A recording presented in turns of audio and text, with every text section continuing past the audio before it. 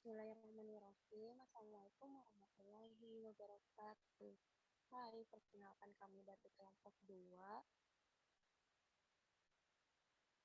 terdiri atas 4 orang, diantaranya ada Yati Apriliati, Dina Rahmawati, saya Isbatu Fadini, dan Irfan Syahibuddin. Di sini kami akan membahas tentang ejaan bahasa Indonesia, yang di dalamnya terdapat tanda baca, angka, dan bilangan. Untuk yang pertama akan saya serahkan kepada Yati Afrianti. Saya persilakan. Baik, terima kasih. Yang pertama, kita bahas tentang pengertian ejaan. Ejaan ialah penggambaran bunyi bahasa dengan kaidah tulis-menulis yang distandarisasikan. Lazimnya, ejaan mempunyai 3 aspek, yakni aspek fonologis yang menyangkut penggambaran fonem dengan huruf dan penyusunan abjad. Dalam Kamus Umum Bahasa Indonesia, dinyatakan ejaan adalah cara atau aturan menuliskan kata-kata dengan huruf, misalnya kata huruf dahulu adalah huruf.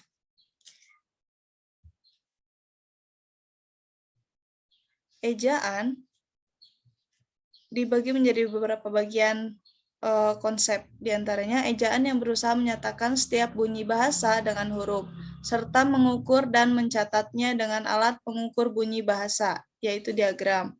Ejaan ada ejaan fonetis dan ejaan fonemis. Ejaan yang berusaha menyatakan setiap fonem dengan satu lambang atau satu huruf, sehingga jumlah lambang yang diperlukan tidak terlalu banyak jika dibandingkan dengan jumlah lambang dalam ejaan fonetis.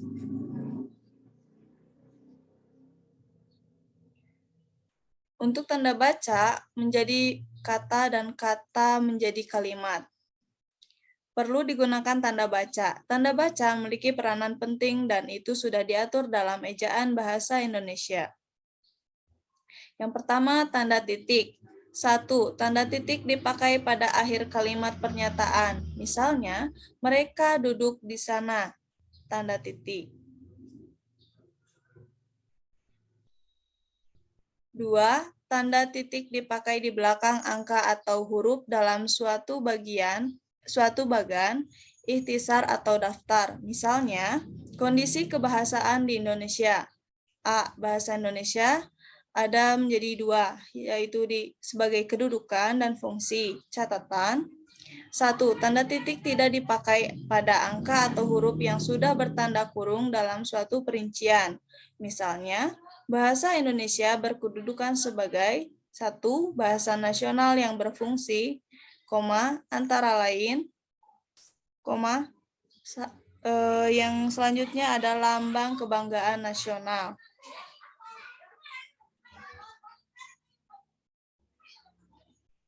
Selanjutnya, tanda titik dipakai dalam daftar pustaka di antara nama penulis, tahun, judul, tulisan, yang tidak berakhir dengan tanda tanya atau tanda seru, dan tempat terbit misalnya, Pusat Bahasa, Departemen Pendidikan Nasional, 2008, Peta Bahasa di Negara Kesatuan Republik Indonesia, Jakarta. 5. Tanda titik dipakai untuk memisahkan bilangan ribuan atau kelipatannya yang menunjukkan jumlah. Misalnya, memiliki lebih dari 13.000 pulau. Penduduk kota itu lebih dari 7 juta orang. B. Tanda koma. Tanda koma dipakai di antara unsur-unsur dalam suatu pemerincian atau pembilangan. Misalnya, telepon seluler, komputer, atau internet bukan barang asing lagi, buku, majalah, dan jurnal termasuk sumber kepustakaan, 1, 2, hingga 3. Tanda koma dipakai sebelum kata penghubung seperti tetapi, melainkan, dan sedangkan dalam kalimat majemuk atau setara. Misalnya, saya ingin membeli kamera, tetapi uang saya belum cukup. Ini bukan milik saya, melainkan milik ayah saya. Selanjutnya, tanda koma dipakai untuk memisahkan anak kalimat yang mendahului induk kalimatnya. Misalnya, kalau diundang, saya akan datang. Karena baik hati, dia mempunyai banyak teman. Yang selanjutnya, tanda koma dipakai di belakang kata atau ungkapan penghubung antar kalimat seperti oleh karena itu, jadi, dengan demikian, sehubungan dengan itu, dan meskipun demikian. Misalnya, mahasiswa itu rajin dan pandai. Oleh karena itu, dia memperoleh beasiswa belajar di luar negeri. Selanjutnya, tanda koma dipakai sebelum dan atau sesudah kata seru, seperti oh, ya, wah, aduh, atau hai. Dan kata yang dipakai sebagai sapaan seperti bu, dik, atau na. Misalnya, oh begitu, wah bukan main. Selanjutnya, tanda koma dipakai untuk memisahkan petikan langsung dari bagian lain dalam kalimat. Misalnya, kata nenek saya, kita harus berbagi dalam hidup ini. Selanjutnya, saya kembalikan kepada moderator.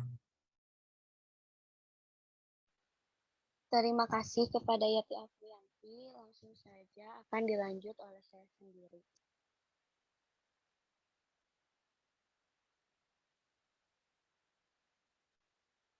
Yang selanjutnya ada tanda koma dipakai di antara A, nama dan alamat, B, bagian alamat, tempat dan tanggal, serta nama tempat dan wilayah atau negeri yang ditulis berurutan. Misalnya, Abdullah, Jalan Kayu Manis 3, garis miring 18, Kelurahan Kayu Manis, Kecamatan Matraman, Jakarta 13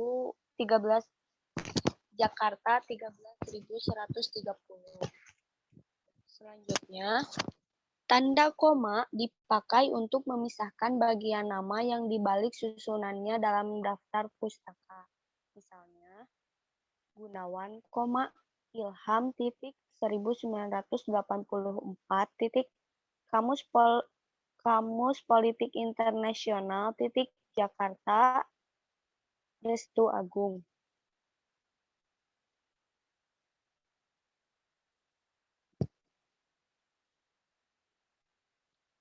Selanjutnya ada tanda koma dipakai di antara bagian-bagian dalam catatan kaki atau catatan akhir. Misalnya, Sultan Takdir Ali Sahbana, Tata Bahasa Baru Bahasa Indonesia, Jilid 2, dalam kurung Jakarta, (2) Pustaka Rakyat, 1950, tutup kurung, halaman 20. Nah, yang ke-10 ada tanda koma dipakai di antara nama orang dan singkatan gelar akademis yang mengikutinya untuk membedakan dari singkatan nama diri, keluarga, atau marga. Misalnya, B. Ratulangi, S. E. Nyonya Hadijah, M. AG. M. A.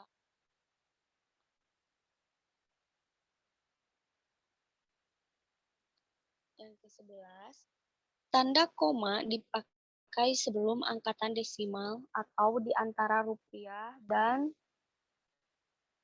sen yang dinyatakan dengan angka, misalnya 12,56, 27,3 kilogram. Selanjutnya ada tanda koma dipakai untuk mengapit keterangan tambahan atau keterangan aposisi. Misalnya, di daerah kami, misalnya, masih banyak bahan tambang yang belum diolah. Kemudian, semua siswa, baik laki-laki maupun perempuan, harus mengikuti latihan paduan suara.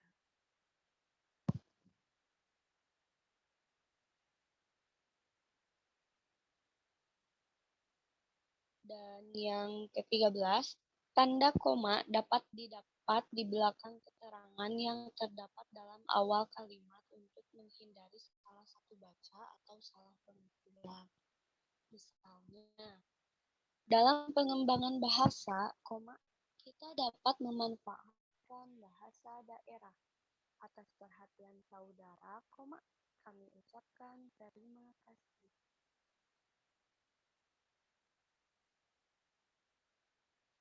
Nah, yang selanjutnya ada tanda titik dua. Tanda titik dua ini dipakai sesudah kata atau ungkapan yang memerlukan pemberian. Misalnya, Ketua titik dua Ahmad Wijaya, kemudian Sekretaris titik dua Siti Aryani, Bendahara titik dua Aulia Arimbi. Dan tanda titik dua dipakai dalam naskah drama sesudah kata yang menunjukkan pelaku dalam percakapan. Misalnya, Ibu titik dua, bawa koper ini, Nak. Amir menjawab titik dua, bagus, bagus tuh. Itu. Kemudian, tanda titik dua dipakai di antara jilid atau nomor halaman, B. Surat dan ayat dalam kitab suci, C. Judul dan anak judul suatu keterangan, serta D. Nama kota dan penerbit dalam daftar pustaka. Misalnya, Surah Al-Baqarah titik 2 halaman 2-5. Sekian yang dapat saya sampaikan. Langsung saja saya berikan kepada Irfan Syahibudin. Saya persilakan. Baik, bismillahirrahmanirrahim. Saya akan melanjutkan presentasi dari yang teman-teman sudah sampaikan. Lanjut. Jadi sekarang akan membahas tentang tanda hubung. Yang pertama, tanda hubung dapat untuk menandai bagian kata yang terpenggal oleh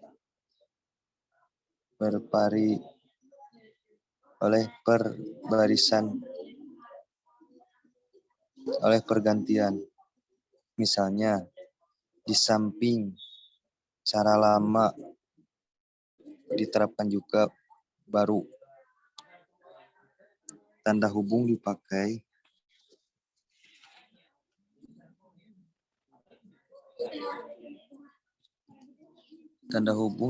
untuk menyambung unsur kata ulang, misalnya anak-anak berulang-ulang. Lanjut. Kemudian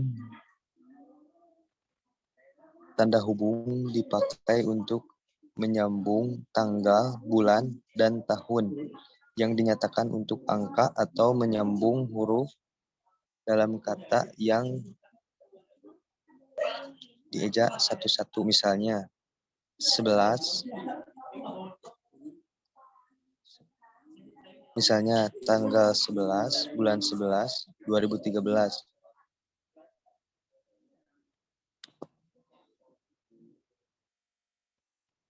Panitia. Nah, tanda hubung dipakai untuk menyambung tanggal bulan ini seperti tadi. Kemudian tanda hubung dapat dipakai untuk memperjelas hubungan bagian kata atau ungkapan. Misalnya, berevolusi mengukur 25.000. Nah, seperti itu. Tanda hubung dipakai untuk memakai. Yang pertama, se dengan kata berikutnya yang dimulai dengan huruf kapital. Se-Indonesia, se-Jawa Barat. Nah, kata se dengan Indonesia itu merupakan tanda hubung. Kemudian kata hubung ke dengan angka peringat seperti peringkat kedua. Kemudian angka dengan an pada contoh tahun 1950-an. Nah, kemudian kata atau imbuhan dengan singkatan yang berupa huruf kapital, hari H, Senin, sinar, berkip, SK, kata dengan kata ganti, Tuhan, ciptaannya. atas rahmatmu. Kemudian huruf dan angka. D3, S1, S2. Dan kata ganti ku, mu, dan nya dengan singkatan yang berupa huruf kapital. KTP-mu, SIM-nya, STNK. Catatan tanda hubung tidak dipakai di antara huruf dan angka jika angka tersebut melambangkan jumlah huruf. Tanda hubung dipakai untuk merangkai unsur bahasa Indonesia dengan unsur bahasa daerah, bahasa asing misalnya. Disoan. Nah, disoan ini merupakan bahasa Jawa yang artinya didatangi. Kemudian berpariban, bahasa baik, yang artinya bersaudara sepupu. Kemudian, tanda hubung digunakan untuk menandai bentuk terkait yang menjadi objek bahasa. Misalnya, kata pasca berasal dari bahasa Sanskerta. Akhiran. Pada kata betonsiasi sebaiknya diubah menjadi pembetonan. Nah itu, lanjut. Kemudian masih tanda baca. Tanda baca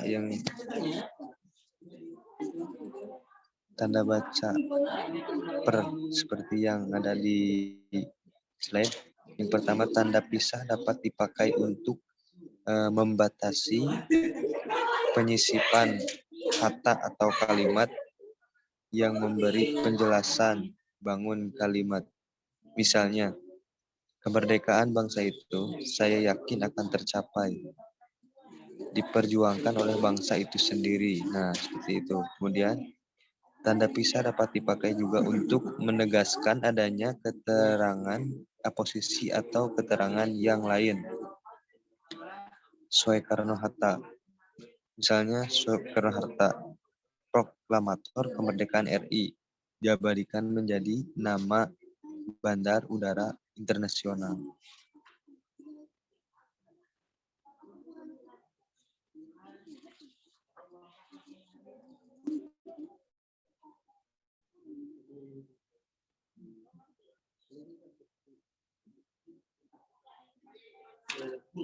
Kemudian tanda baca.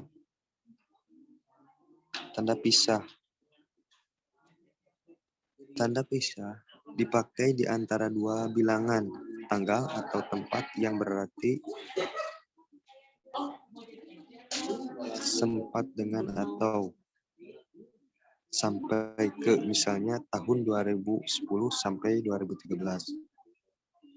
Tanggal 5 sampai 10 April 2013. Sudah? Tanda baca. Tanda tanya. Kemudian sekarang contohnya tanda tanya. Yang pertama, tanda tanya dipakai pada akhir kalimat tanya. Misalnya, kapan Hari Pendidikan Nasional diperingati? Siapa pencipta lagu Indonesia Raya? Nah, ini kalimat tanya itu merupakan pertanyaan. Kemudian, yang kedua, tanda tanya dipakai di dalam tanda kurung untuk menyatakan bagian kalimat yang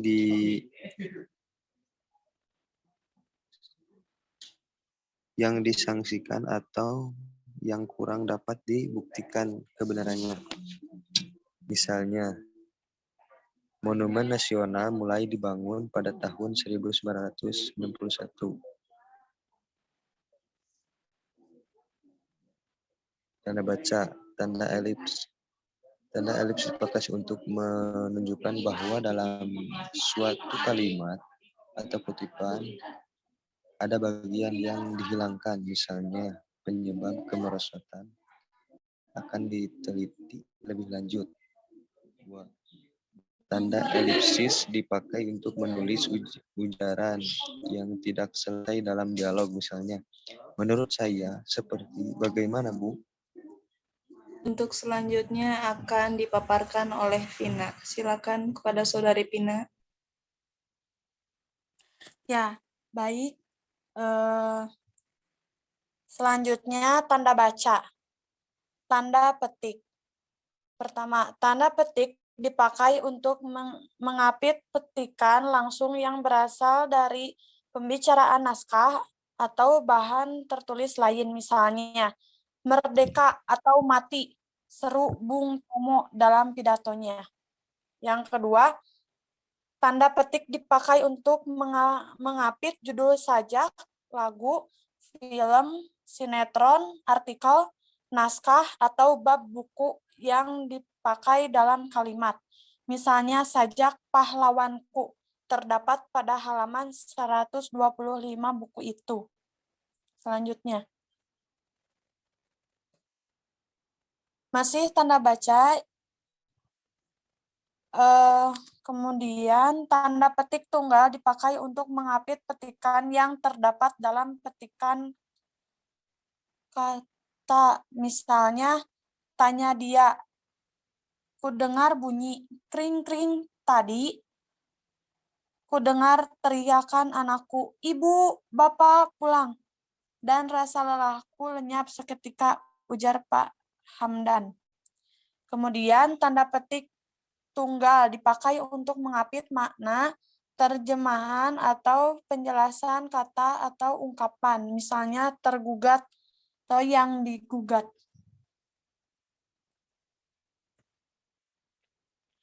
Selanjutnya ada tanda kurung. Yang pertama, tanda kurung dipakai untuk mengapit tambahan keterangan atau penjelasan, misalnya dia memperpanjang surat izin mengemudi atau SIM. Yang kedua, tanda kurung dipakai untuk mengapit keterangan atau penjelasan yang bukan bagian utama kalimat. Misalnya, sajak Tranggono yang berjudul Ubud, nama tempat yang terkenal di Bali, ditulis pada tahun 1962. Kemudian tanda kurung siku. Tanda kurung siku dipakai untuk mengapit huruf, kata, atau kelompok kata sebagai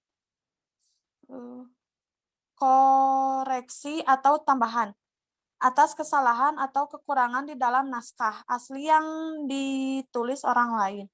Misalnya, Sang Sapurba mendengar bunyi gemersik. Penggunaan bahasa dalam karya ilmiah harus sesuai dengan kaidah bahasa Indonesia. Kemudian masih tanda garis miring. Tanda garis miring dipakai dalam nomor surat, nomor pada alamat, dan penandaan masa 1 tahun yang terbagi dalam 2 tahun takwim. Misalnya nomor 7 garis miring PK garis miring 2 garis miring 2013. Jalan Keramat 3 garis miring 10.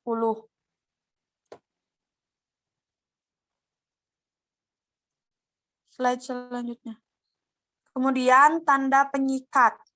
Tanda penyingkat atau apostrof dipakai untuk menunjukkan penghilang bagian kata atau bagian angka tahun dalam konteks tertentu.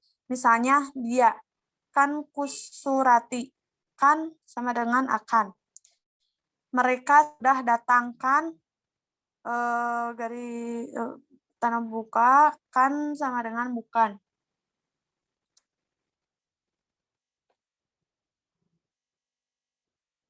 Nah, kemudian ini contoh analisis kesalahan penggunaan tanda baca, bilangan, dan angka. Yang pertama ada pengumuman. Pengumuman PT Kadin Permata Tour rencana akan mendowngrade modal usaha. Para pihak berkepentingan dapat mengajukan keberatan atas tindakan ini dalam waktu 1 minggu terhitung sejak iklan ini. Bogor, 28 November 2018, Direksi Kadin Permata Tur. Nah, pada contoh pertama itu menunjukkan kata yang kurang tepat seperti waktu 1 minggu. Terhitung sejak iklan ini, kata ganti 1 minggu itu diganti dengan huruf 1, bukan angka 1. Alasannya angka 1 harus diubah menjadi kata 1 huruf, bukan angka 1. Karena terdapat angka yang tunggal. Jika melebihi 2 angka, boleh menggunakan angka, bukan huruf. Yang kedua, tanah dijual. Nah, dalam contoh kedua ini terdapat kata yang kurang tepat. Misalnya yang HRG per meter 2,5 juta. Nah, seharusnya karena seharusnya diubah menjadi Rp 2.500.000 garis miring meter. Karena pada tanda garis miring dipakai sebagai kata dan atau serta setiap keterangan tersebut bisa diartikan menjadi harga Rp 2.500.000 setiap 1 meter. Selanjutnya. Kemudian yang sinar optik. Nah, kesalahannya yaitu dari Rp titik 50.000 dan Rp titik 60.000. Nah, kemudian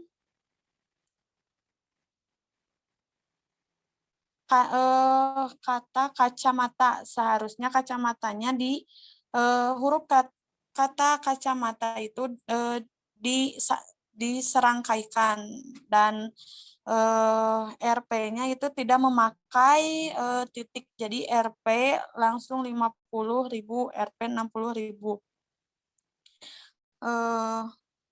Kemudian ada Rinei. Nah, itu sama halnya dengan tanda garis miring, tanda kurung pun bila mengapit suatu kata, menempatkannya tidak memakai spasi, baik sebelum kata maupun sesudah kata yang diapit. Dari gambar di atas, jelas tanda kurung yang mengapit kata siang, strip siang. Di atas itu tidak tepat, sebaiknya tanda kurung itu tidak menggunakan spasi, baik sebelum kata siang maupun sesudah kata siang yang diapitnya, misalnya siang-siang. Selanjutnya ada contoh dokter gigi.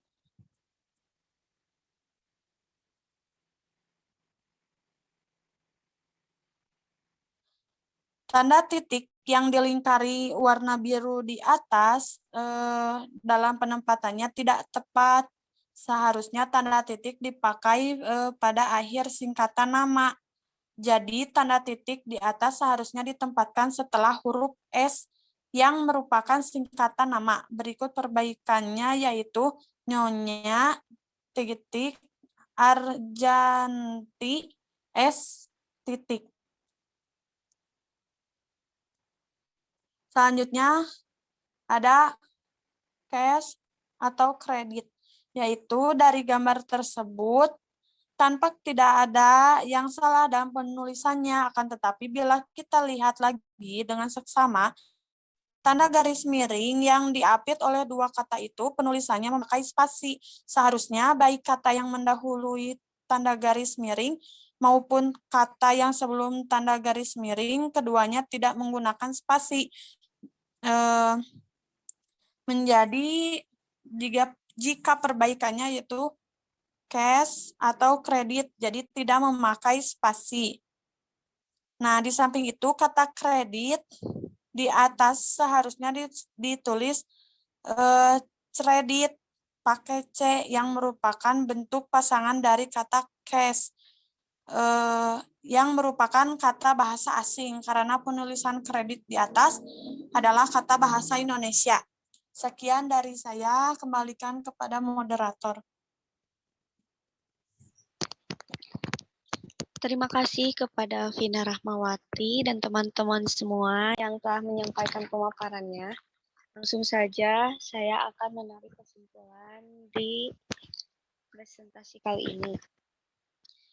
Nah, jadi teman-teman, sebagaimana yang teman-teman ketahui bahwa ejaan ini sangat penting sekali untuk kehidupan kita, apalagi dalam dunia pertulisan. Nah, untuk